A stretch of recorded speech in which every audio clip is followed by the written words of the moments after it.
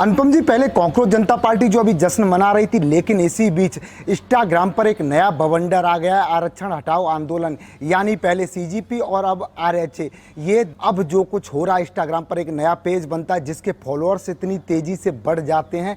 हम जब आप बात कर रहे थे कल शाम में तो उस पेज के फॉलोअर्स करीब 1 मिलियन थे, लेकिन अब जब हम ये वीडियो बना रहे हैं तो 4 मिलियन फॉलोअर्स हो गए हैं। इंस्टाग्राम पर एल्गोरिथम को चेंज कर रहा है ये जो आंदोलन है। अनुपम जी, क्या कहेंगे? पहले सीजीपी और अब ये नया बवाल, क्या कहेंगे अनुपम जी? देश के युवा जो हैं अब उन्होंने कोई नई क्रांति सोच ली है। कुछ लोग कह रहे हैं शिक्षा से आरक्षण को खत्म किया जाए, बच्चों का चयन उनके मेरिट के आधार पर किया जाए। इस तरह की तमाम वीडियो इंस्टाग्राम पर इस समय वायरल हो रही हैं। ये जो आंदोलन कॉकरोच जनता पार्टी का था, अब ये दूसरी दिशा में जाता जा रहा है। उधर दीपके की भी हालत खराब हो गई है कि ये भैया नया बवंडर क्या आ गया है। अनुपम जी, क्या कहेंगे? पहले इंस्टाग्राम पर कॉकरोच जनता पार्टी, अब आरक्षण हटाओ आंदोलन का ये नया पेज जो रॉकेट की तरह तेजी से वायरल हो रहा है। संदीप, ऐसे ट्रेंड तो अभी लगातार चलेंगे, लेकिन मैं आपको कुछ अंदर की बात सबसे पहले बता देना चाहता हूँ। देखिए, अभी जो सीजेपी का प्रोटेस्ट हुआ और जो करीब 33-34 दिनों तक चला, उस प्रोटेस्ट के बाद जो सरकार ने फैसला लिया, इससे सरकार बैकफुट पर है। सरकार को अगर मंत्री को हटाना था तो ये फैसला तभी ले लेना था जब ये प्रोटेस्ट शुरू हुआ था, या फिर 20 जुलाई को जब संसद भवन मार्च कॉल की गई थी, उससे पहले सरकार को ये फैसला ले लेना चाहिए था। लेकिन सरकार ने इंतज़ार किया, और ये सिर्फ मेरा मानना नहीं है, बल्कि जितने भी लोग हैं जो बहुत अच्छे से जानते हैं प्रधानमंत्री नरेंद्र मोदी और अमित शाह की पॉलिसी को, वो साफ तौर पर यही कह रहे हैं कि सरकार से इस मामले में चूक हो गई। सरकार समझ नहीं पाई, या फिर आप ऐसा कह सकते हैं कि ओवर कॉन्फिडेंस में थी। लेकिन देर आए फिर भी दुरुस्त है।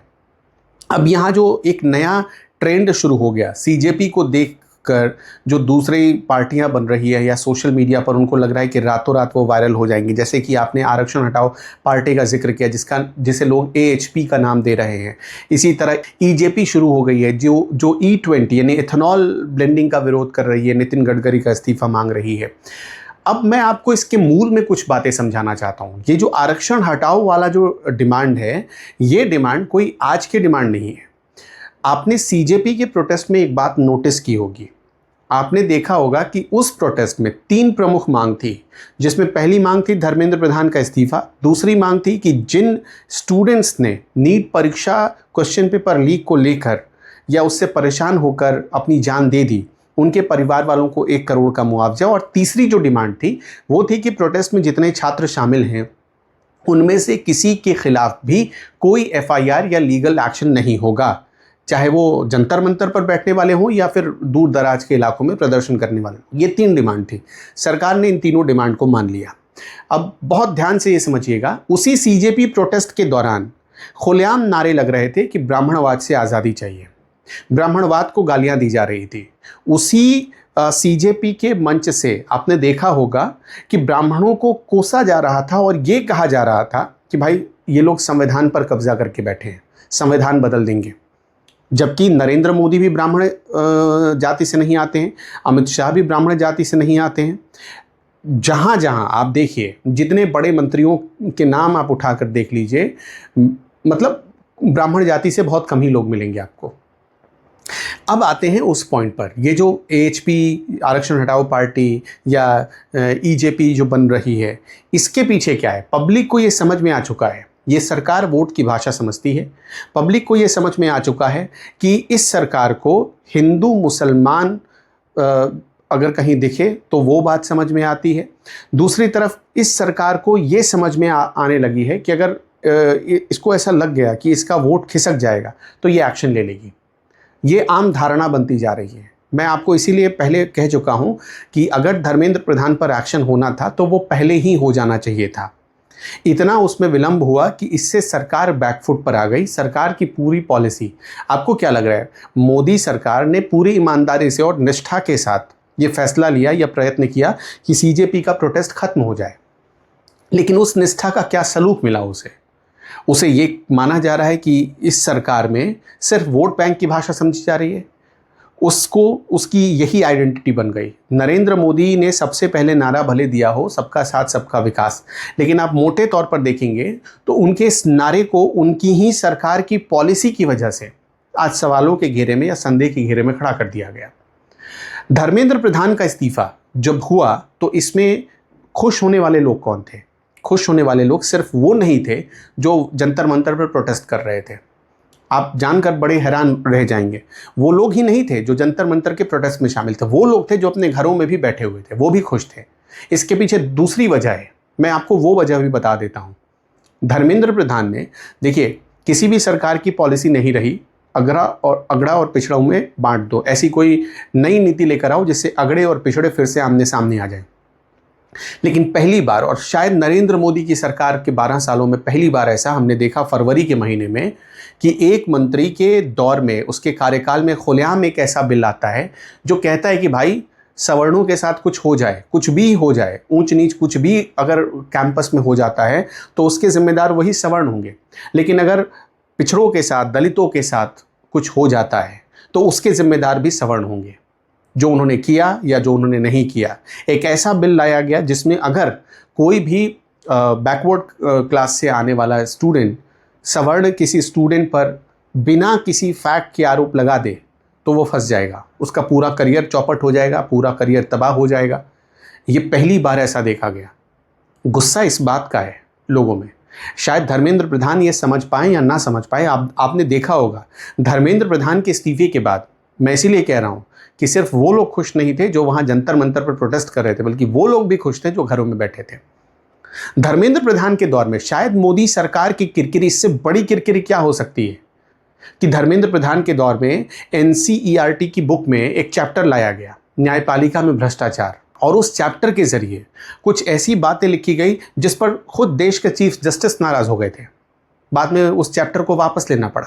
सीबीएसई के पाठ्यक्रम में सरकार ने जो बदलाव किए उस पर सवाल उठे, परीक्षाओं पर सवाल उठे, क्वेश्चन पेपर लीक की घटनाएं बढ़ गई।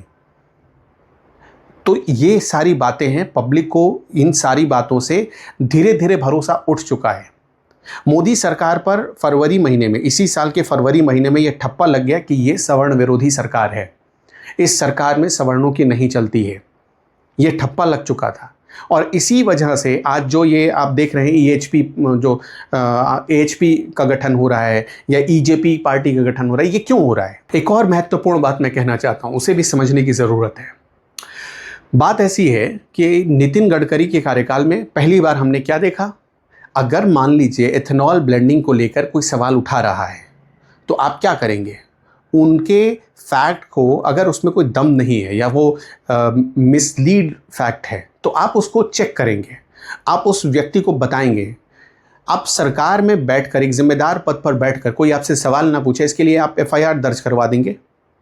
ये हुआ, नितिन गडकरी ने एक नहीं कई एफआईआर दर्ज करवाई, जिसके बाद लोगों का गुस्सा है उनके खिलाफ।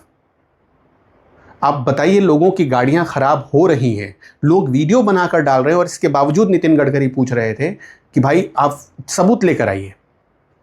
जिस आदमी ने गाड़ी खरीदी, आपको भी पता है एक मिडिल क्लास फैमिली में अगर कोई कार खरीदी जाती है कितनी खुशी होती है, क्योंकि मिडिल क्लास फैमिली अगर 5 लाख रुपए की भी कोई कार खरीदता है तो उसके लिए पाई पाई जोड़ता है।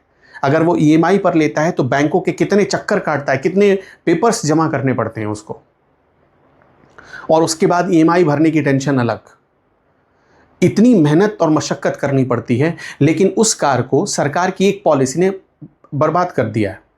ये आरोप लग रहे हैं, और सरकार को क्या है कि उन आरोपों पर कोई ठोस एक्शन लेने के बजाय, मतलब जवाब देना चाहिए, ये बताना चाहिए कि भाई ऐसा नहीं हो रहा है, ऐसा नहीं हो रहा है, इसके एवज में कुछ फैक्ट रखने चाहिए, एक्सपर्ट को बुलाना चाहिए, या उस व्यक्ति को जिसके मन में ये कन्फ्यूजन है उसको बुलाइए, एक्सपर्ट के सामने बिठाइए। ना तो कार कंपनियां कोई जवाबदेही लेने को तैयार हैं, ना पेट्रोल पंप जवाबदेही लेने को तैयार। भारत में कुछ गिने चुने ही पेट्रोल पंप है। अब वहाँ पर कई जगहों पर शिकायत, मैं अभी जगह का नाम भूल रहा हूँ, उत्तर प्रदेश में एक जगह है, उस जगह पर एक आदमी जाता है पेट्रोल, अभी हाल की घटना है, 3-4 दिनों पुरानी घटना है, पेट्रोल पंप पर जाता है वो, वहाँ से वो पेट्रोल भरवाता है और बाद में पता चलता है पेट्रोल की जगह उसको पानी दे दिया गया। ये सब इसलिए हो रहा है एथेनॉल ब्लेंडिंग के नाम पर।